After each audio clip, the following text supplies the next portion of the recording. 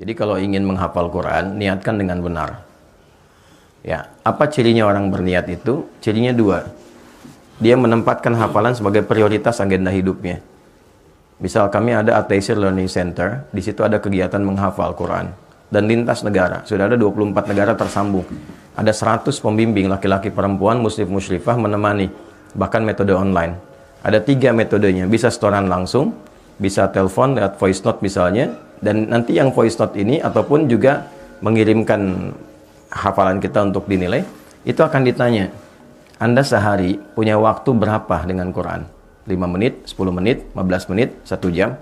Nanti dihitungkan, Anda akan hafal Quran dalam durasi sekian bulan, sekian tahun. Kalau Anda 5 menit, ini hafal Quran dalam durasi sekian tahun misalnya. Dihitung sampai ke situ.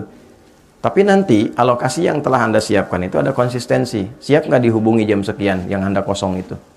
Itu terus diingatkan demikian.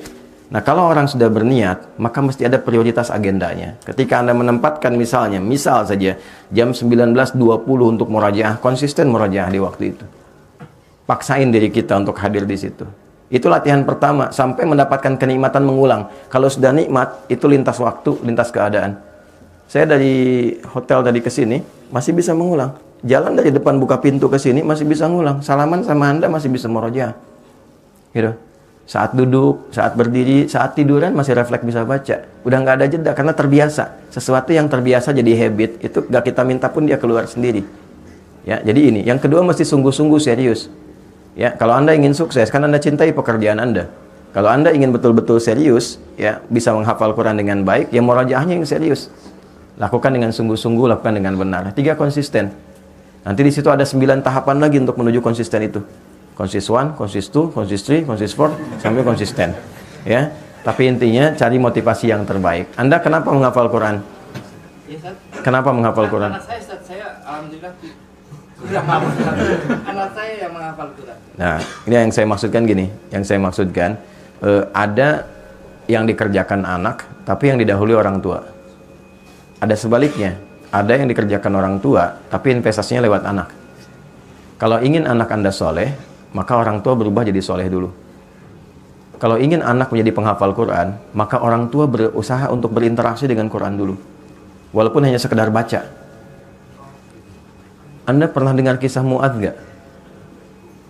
Mu'adz itu orang Mesir. Matanya nggak bisa lihat. Usianya 4 tahun. Bapaknya orang biasa, cuma punya motor bekas.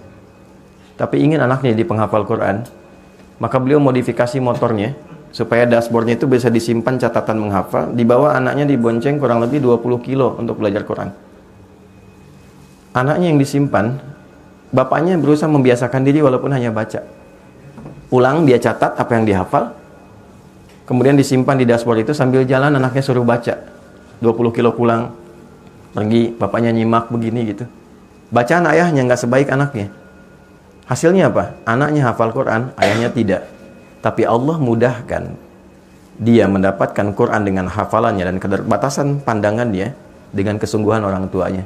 Terkadang kesungguhan orang tua itu ketika dibuktikan di hadapan Allah, maka itulah yang memantik akselerasi segala kemudahan yang didapatkan oleh anak. Maryam itu dapat kemudahan karena ibu dan ayahnya. Itulah sebabnya ketika Maryam dimudahkan rezekinya, karomahnya, kemuliaannya, kalimat pertamanya begini, fataqabbalaha rabbuha biqabulin hasanin wa ambataha nabatan hasana. Maka ikhtiar orang tua itulah aku terima yang menjadikan Maryam menjadi istimewa. Jadi istimewanya Maryam itu karena Imran dan Hanahnya. Baik ya, itu saya kira yang mungkin bisa diutamakan. Mudah-mudahan ada kebaikan dan tolong lihat dunia anaknya ya.